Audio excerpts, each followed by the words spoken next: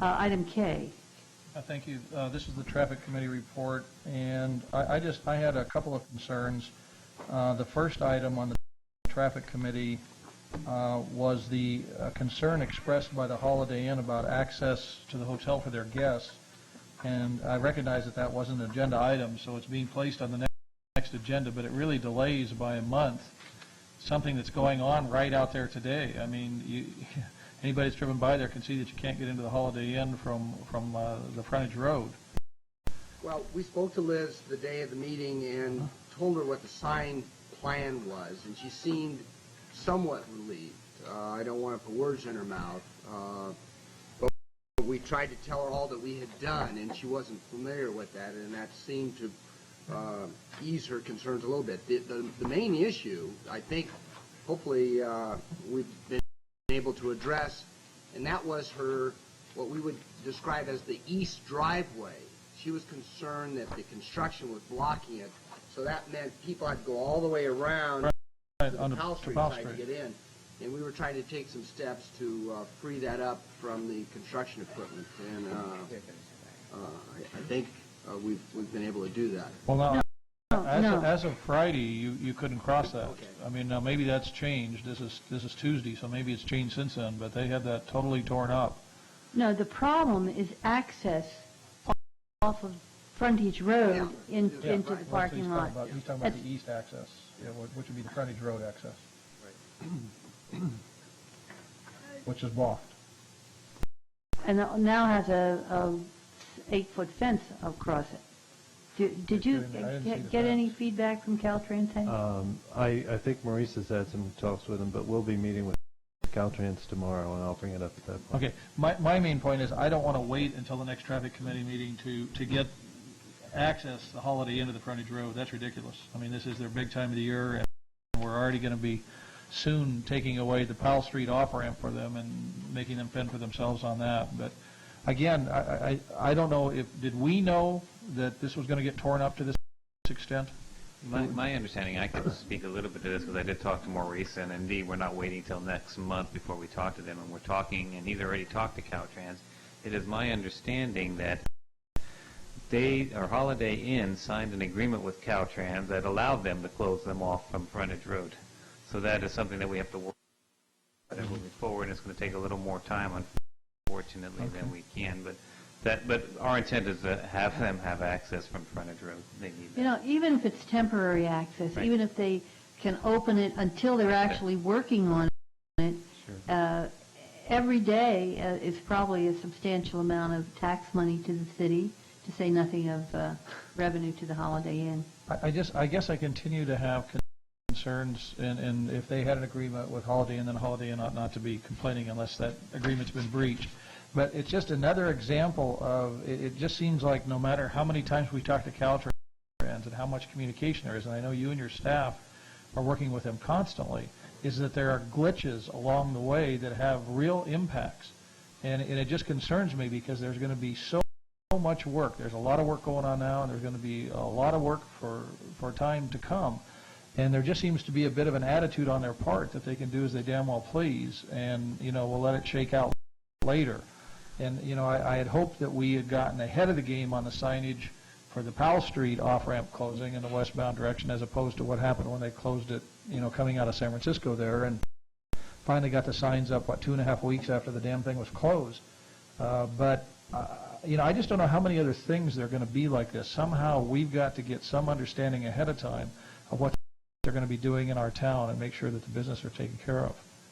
I don't know, Hank. Well, are they more receptive than they appear to me to be? I mean, are they? Well, without being critical to Caltrans, they don't have the attitude of a municipality in the way that they deal with construction projects. There's a diplomat. And I think the more that we get the message through on an ongoing basis, they'll arrive at the point where we'll work these things out. But it's going to take time. Probably in a couple of years. Yeah. Well, really, I mean, I am bothered enough by what's happened just in the short span of what we've seen, and recognizing what's coming down the road. that I really want to get their attention, because I think what's happening there is really out of line, and it doesn't give me confidence for the future. I mean, you're right. They just go do what they're going to do, and then, we'll see how many people complain, and then we'll put up some signs to deal with it. And now by the time we get the signs up and functioning, it's all over, and people have kind of been left on their own. And I'm just not satisfied with that. So we need to figure out some way to be able to get to them more timely when these kind of things that haven't been anticipated come up. But I mean, maybe you can have that kind of discussion with them, is what closures do you see happening that we haven't talked about? I mean, what are you going to do? Well, the only thing that I can say is that in the administration of their contract, there have been a number of instances, even including this weekend, where we've kind of stepped in to provide some directions to their contract, and that's about the only way that we can try and avoid some of these things that are happening. Well, here's a message from one council member. I'm serious enough about this and disturbed enough about what I see as the trend that I would be willing to vote to have our city attorney prepare an injunction, to have it waiting to go if they cause undue closures without signage, without notice, to stop the contract until we have their assurance that stuff's going to stop. I mean, whatever it takes to get their attention, I'm willing to do, because it's really, I mean, I'm not happy with them at all. I just think that they're very heavy-handed, and they just do what they please. And because they're going to be such a force here over the next year or so, or 2 years, we've got to get them on track now.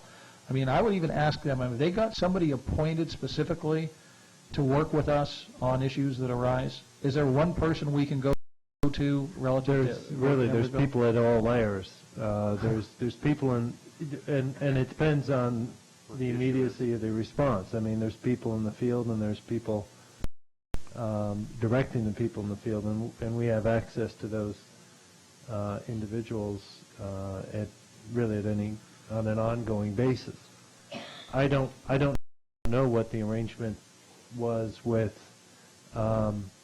between Caltrans and the Holiday Inn in terms of what rights they had for that closure, and it may have been that Holiday Inn entered into something without a complete understanding of what they were agreeing to. Right, and see, I don't even like that they're just talking to the Holiday Inn. No, this is a city business that's on our streets, and we should have been a party to that discussion also. I mean, your team certainly should have been informed about what they were going to do out there.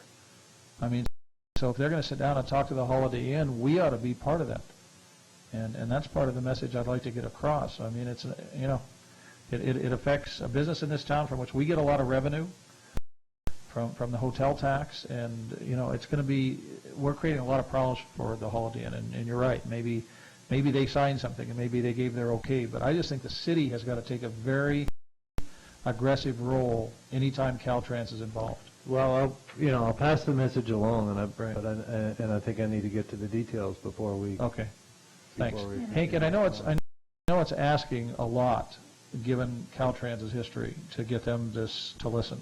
It really does, and we've had to drag them into this council chambers any number of times in the time that I've been sitting up here to say, wait a minute, what's going on here? But we really need to get some sensitivity at the highest level, so somebody is sending the word back down. If you're going to be doing stuff there, talk to their public works staff and make everybody informed about and then we can yell at you. Instead of Vice Mayor Kassis, I perhaps have a little different observation on Caltrans. They have been very helpful working with us on the access, the MacArthur access. Certainly they've been very responsive in terms of getting information out to the public about this very, very complex process that's going on. They had a big demonstration over at Sybase with all the models to show the Sybase people last Friday, I believe. Steinhaus is that her name? Diane Stein. Diane Steinhauser, who is now the director of this area? No, she's not the director. She's an assistant or deputy. Yeah, deputy director. She's right up there, though, but she is very responsive and appears to, it used to be before, we just get kind of handed off, but I think we're getting some real attention now. Is that the way you feel, Hank? No, I agree. And this thing with Holiday Inn, I think it was a surprise to the manager that her legal staff had given away the stores, as it were, to Caltrans, not this year, probably 4 or 5 years ago. How long ago were they've been building that interchange for 8 years? So See, again, I don't There's a just whole this is different thing. one-on-one, though. Yeah. I think the city